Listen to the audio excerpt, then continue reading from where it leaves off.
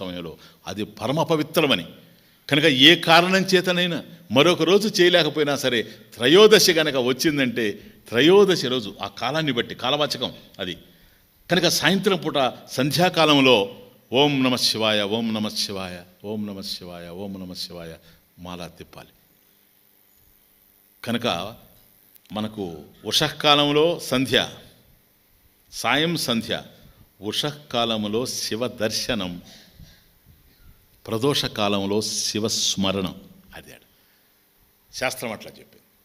కనుక శివభక్తులైనటువంటి వాళ్ళు ఉదయం పూట అంటే ఉషఃసంధ్యలో పరమేశ్వరుని యొక్క ఆలయానికి వెళ్ళి దర్శించడం, అదే సాయం సంధ్యా సమయంలో ప్రదోషంలో పరమేశ్వరుని యొక్క నామాన్ని ఓం నమ శివాయ ఈ పంచాక్షరిని ఉచ్చరించడం.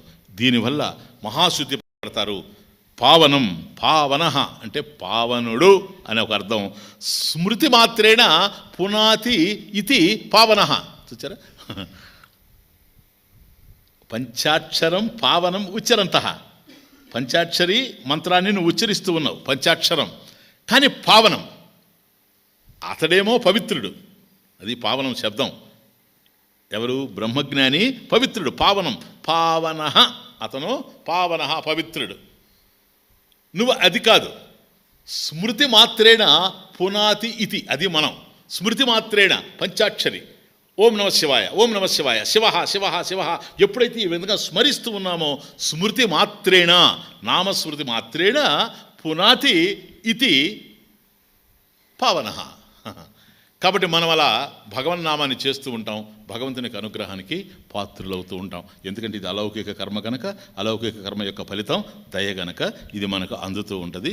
ఈ విధంగా ప్లీజ్ సర్వత్రా భగవంతుని యొక్క నామాన్ని ఎవరైతే ఈ శివనామాన్ని ఉచ్చరిస్తూ ఉండారో వాళ్ళు శివస్వరూపులైపోతున్నారు, శివ సన్నిధిని పొందుతున్నారు, శివానుగ్రహానికి పాత్రులవుతూ ఉన్నారు. గనక ఇది ఒకప్పుడు అక్షర లక్షలుగా నిరంతరం కూడాను సదా సదా హంసధ్యానం. అదే సర్వత్రా సదా హంసధ్యానం కర్తవ్యం, ముక్తి నిధానం. కాబట్టి ముక్తికి మార్గం ఇదే గనక ఈ కర్తవ్యాన్ని నిరంతరం ఆచరించినటువంటి మహానుభావులు ఈరోజు కౌపీనవంత అపి భాగ్యవంత. ఆ స్థాయికి పోవాలి అనుకున్నటువంటి మనం కూడాను పవిత్రం కావాలి గనక, బుద్ధి పవిత్రం కావాలి గనక, బ్రతుకు మనుగడ కూడా పవిత్రం కావాలి గనక నిరంతరం కూడాను భగవన్నామాన్ని చేస్తూ పోవాలి. ఇప్పుడు ఇక్కడ పంచాక్షరి, నేను ఇంకోటి కూడా చెప్తున్నా, పంచాక్షరి అనడం వల్ల ఓం నమ శివాయ కనుక దాని గురించి నేను ఎక్స్ప్లెయిన్ చేశాను. అంత మాత్రం చేత పంచాక్షరి అయితేనే మనం శుద్ధి పడతాము, రామ అంటే శుద్ధి పడమేమో అనుకోబాకండి మళ్ళీ. ఎందుకంటే రామ అనేది తారక మంత్రం, నిన్ను తరింపజేసేది. కృష్ణ అంటే ఇది చెప్పాలేంటి, ఈ మాత్రం మీకు నేను సేవ చేస్తూ ఉన్నానంటే అదే ఆధారం. కనుక వీటి మధ్యలో మీరు డిఫరెన్స్ చూడబాకండి. కనుక ఎవరికి ఏది ఇష్టమైనా, మనకు అద్వైత సంప్రదాయం మంది, వేదాంత సంప్రదాయం, కాబట్టి ఇక్కడ భేదాలు ఏమీ లేవు. కనుక శివ అన్న అంటే అక్కడ పంచాక్షరి వచ్చింది కనుక అది మీకు ఎక్స్ప్లెయిన్ చేయాలనే ఉద్దేశంతో శాస్త్రాధారంగా ఇచ్చాను. కానీ మీరు రామాన్న, కృష్ణ అన్న, శివ అన్న, అమ్మవారిని, వినాయకుడిని, ఏదైనా సరే, ఎందుకని ఇంతమంది దేవుళ్ళు లేరు, ఉండేది ఒకే దేవుడు. ఏ పేరుతో పిలిచినా నిన్ను పిలుస్తాడు. నువ్వు ఏ పేరుతో, లేకపోతే విష్ణు సహస్రనామం ఎందుకు వచ్చింది, శివ సహస్రనామం ఎందుకు వచ్చింది, కృష్ణ సహస్రనామం ఎందుకు వచ్చింది, లలితా సహస్రనామం ఎందుకు వచ్చింది?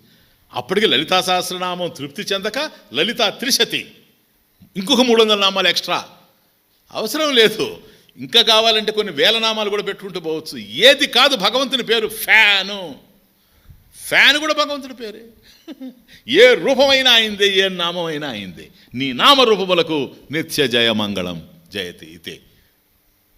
కనుక ఇది ఫ్యాన్గా చూచావా, గాలి మాత్రం ఇస్తుంది, అర్థమవుతుంది. ఆ ఫ్యాన్లోనే పరమేశ్వరుని చూచావా, నీకు ఆయన యొక్క కృపా పవనాలు వీస్తాయి, అంతే, ఈ గాలిలు కాదు.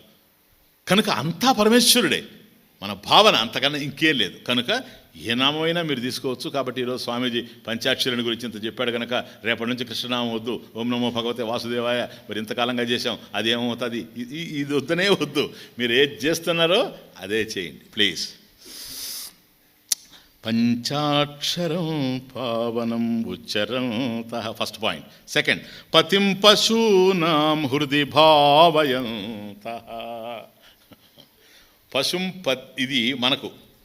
పతిం పశూనాం హృది భావయంత. హృది బుద్ధౌ. హృది అంటే బుద్ధౌ, బుద్ధిలో. భావయంత చింతయంత, ధ్యాయంత, కీర్తయంత, పూజయంత. అది కాబట్టి బుద్ధిలో పరమేశ్వరుని పూజిస్తూ ఉండడం. ఇక్కడ ఏంటి? పంచాక్షరి నామం, పశుపతి రూపం. పశుపతి రూపం కాబట్టి పతిం పశూనాం. పశూనాం జీవానాం పతిం. అదేడ పశు అనే శబ్దానికి జీవ అని అర్థం. పశువు అంటే జీవ అని అర్థం. పశూనాం జీవానాం పతిహి. పతిహి రక్షించేటువంటి వాడు. దేని నుండి? పతిహి త్రాత. పతి అంటే త్రాత, రక్షించేటువంటి వాడు. దేని నుంచి రక్షిస్తాడండి? సంసార బంధనాత్ త్రాత. కాబట్టి సంసార బంధాల నుండి మనల్ని రక్షించేటువంటి వాడు త్రాత. కాబట్టి ఆయనే పతిం పశూనాం పతిం పశూనాం జీవానాం. అది పశవ క్షేత్రజ్ఞా. నాయన క్షేత్రజ్ఞ. ఈ క్షేత్రంలో ఉండేటువంటి వాడు. క్షేత్రంలో ఉండేవాడు జీవుడు. క్షేత్రంలో ఉండేవాడు జీవుడు. బంధంలో ఉండేటువంటి వాడు. నేను జీవుణ్ణి, అహం జీవ, ఈ దేహానికే పరిమితమైనటువంటి వాడిని, నేను పుట్టేవాడిని, నేను చచ్చేవాడిని, నేను మార్పు చెందేటువంటి వాడిని, నేను సుఖిని, నేను దుఃఖిని అని ఎవడైతే అనుకుంటూ ఉంటాడో వాడు జీవ, పశువు. కాబట్టి జీవానాం క్షేత్రజ్ఞానం. కాబట్టి క్షేత్రజ్ఞుడు ఎవడైతే ఉన్నాడో, క్షేత్రజ్ఞం ఈ దేహంలో ఉండేటువంటి వాడు జీవుడు. ఆ జీవుడికి పతి అంటే జీవుడిని ఉద్ధరించేవాడు. వాస్తవానికి జీవుడు వేరుగా లేడు, జీవుడే బ్రహ్మం. అది ఎప్పుడు అర్థమవుద్ది? ఉద్ధరింపబడినప్పుడు అర్థమవుతుంది. అలా తెలుసుకున్నటువంటి వాడు బ్రహ్మజ్ఞాని. తెలుసుకోవడానికి ప్రయత్నం చేసేటువంటి నీవు సాధకుడు. కనుక పతిం పశూనాం హృది భావయంత. కాబట్టి మనల్ని ఉద్ధరించేటువంటి వాడు పరమేశ్వరుడే గనక హృది బుద్ధౌ భావయంత. నిరంతరం కూడాను పరమేశ్వరుని మనసులో భావన చేస్తూ పోవాలి. అంటే నాలుక మీద నామం కదులుతూ ఉండాలి. హృదయంలో పరమేశ్వరుని యొక్క రూపం సుస్థిరంగా నిలిచిపోయి ఉండాలి. హృదయంలో ధ్యానం జరుగుతూ ఉండాలి. నాలుక మీద నామం జరుగుతూ ఉండాలి. నాలుక మీద నామం జరుగుతూ ఉంటే మనసులో నారాయణుడే ఉంటాడు, పరమశివుడే ఉంటాడు. ఇంకెవరు ఉండేందుకు అవకాశం లేదు. కానీ స్మరణ హృదయంలో జరుగుతుండాలి, బుద్ధిలో స్మరణ జరుగుతూ ఉండాలి, నాలుక మీద నామం జరుగుతూ ఉండాలి. కనుక పశూనాం పతిం, పతిం పశూనాం. ఇక్కడ ఆచార్యుల వారు చాలా అద్భుతమైన ప్రయోగం. పశుపతి అనుకుంటే పతిం పశూనాం. ఇంకా శంకర అనొచ్చు, శివ అనొచ్చు, మహేశ్వర అనొచ్చు, ఎన్నో పదాలు ఉపయోగించుండొచ్చు. ప్రత్యేకంగా ఇది ఉపయోగించడం అర్థం ఏంటంటే మనల్ని సంసార బంధాల నుంచి తొలగించేటువంటి వాడు. జీవులు అనేకం ఉండినా దేవుడు మాత్రం ఒక్కడే. ఏకో దేవ సర్వభూతేషు గూఢ. అదే పశూనాం. ఏకో దేవ ఒక్కడే పరమేశ్వరుడు. సర్వభూతేషు గూఢ, అందరిలో నిగూఢంగా ఉండేటువంటి వాడు. నిగూఢంగా అందరిలో ఉండాడు గనక మనం ప్రార్థన చేసినప్పుడు పరమేశ్వరుడు మనల్ని ఉద్ధరిస్తూ ఉన్నాడు. అదే ఈశ్వర సర్వభూతానాం హృద్దేశేర్జున తిష్టతి, హృదయ దేశే తిష్టతి. హృదయంలోనే పరమేశ్వరుడు ఉన్నాడు గనక హృది భావయంత బుద్ధౌ భావయంత ఇది. కనుక పరమేశ్వరుని భక్తితో నువ్వు ఆరాధించినప్పుడు నువ్వు ఏమిచ్చినా ఆయన తీసుకుంటాడు కదా. అదే కదా భగవద్గీత. పత్రం పుష్పం ఫలం తోయం భక్త్యా. భక్తితో నువ్వు ఇచ్చినప్పుడు ఏదైనా తీసుకుంటాడు. మరి భక్తితో నువ్వు ఇచ్చినప్పుడు అది పత్రమైనా పర్వాలేదు, పుష్పమైనా పర్వాలేదు, ఫలమైనా పర్వాలేదు, నీళ్ళైనా పర్వాలేదు అన్నప్పుడు కేవలం ఇవేమీ లేకుండా భావాన్ని ఇస్తే తీసుకోడా? అది విషయం. అందువల్ల భావగ్రాహి జనార్దన, భావగ్రాహి జనార్దన. భగవంతుడు మన భావాన్ని కూడా తీసుకుంటాడు. కనుక వస్తువులు ఆయనకు అవసరం ఏంటి? నువ్వు ఇచ్చే పత్రం కావాలన్నా, పుష్పం కావాలన్నా, ఫలం కావాలన్నా, తోయం నీళ్లు కావాలన్నా చెప్పండి, అవేమీ అవసరం లేదు. కానీ మనం సమర్పిస్తూ ఉన్నాం. ఎందుకని సమర్పిస్తున్నామో తెలుసా? అక్కడ కూడా అహంకారం పోవడం కోసమే. ఏది ఇచ్చినా కూడా సమర్పయామి. దేని నువ్వు సమర్పించేది? అది ఎవరిది? అది భగవంతుడిది. ఇంక నువ్వు సమర్పించేది ఏంటి చెప్పు? భగవంతుడిది కానిది నీదైనది ఏదన్నా ఉంటే సమర్పించాలి ఈ ప్రపంచంలో. అట్లాంటిది ఏదో చెప్పు ఒకసారి ఎంక్వైరీ చేసి. భగవంతుడికి సమర్పించడానికి ఆయనది కానిది ఏముంది ఈ ప్రపంచంలో?